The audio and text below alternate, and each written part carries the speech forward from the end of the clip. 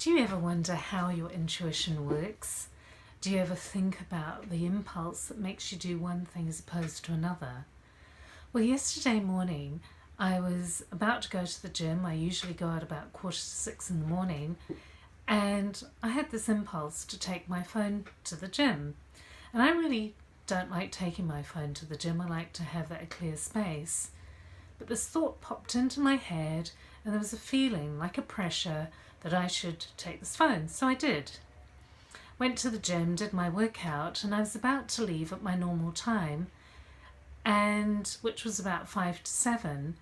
And instead I got another impulse, and this time it was very clear, leave at 7:15. Well, it was such a random thought that I decided to do it.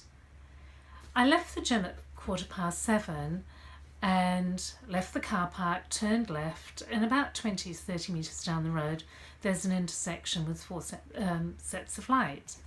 And sitting in the middle of the intersection was two cars that had clearly had an interaction. They crashed and they really damaged their cars.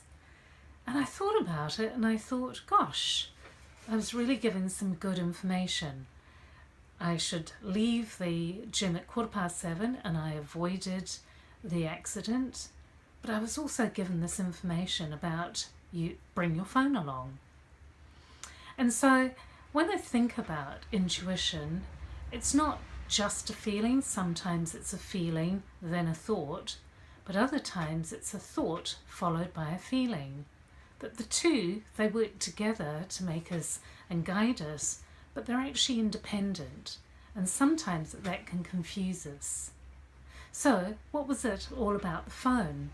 Well, I thought about this and I realised that if I hadn't left the gym at 7:15 but left at 7 o'clock or 5:02 as I normally do, I would have most probably been part of that accident. So something would have happened, been one more car, and then I would have needed the phone. And so I realised that in that moment I actually had a choice.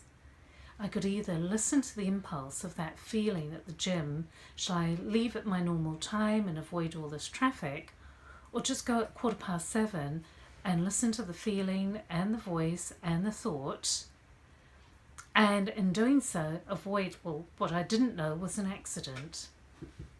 So when I think about intuition, I've realised that we have two components that we really have to think about.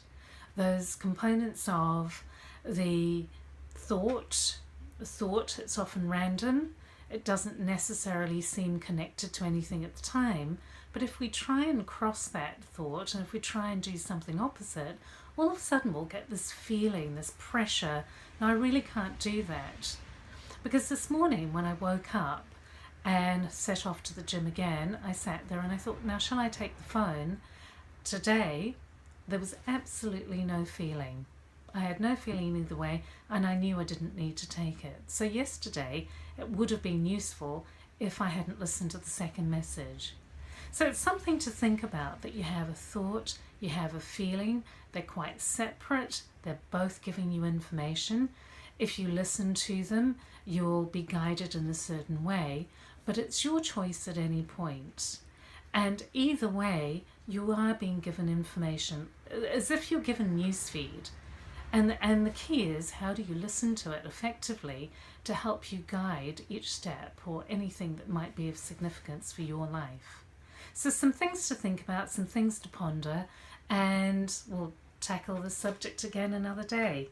But thinking about it, it's a thought plus a feeling, and if we know how to work with those effectively, we can really create some traction and some positive moves in our life. See you again.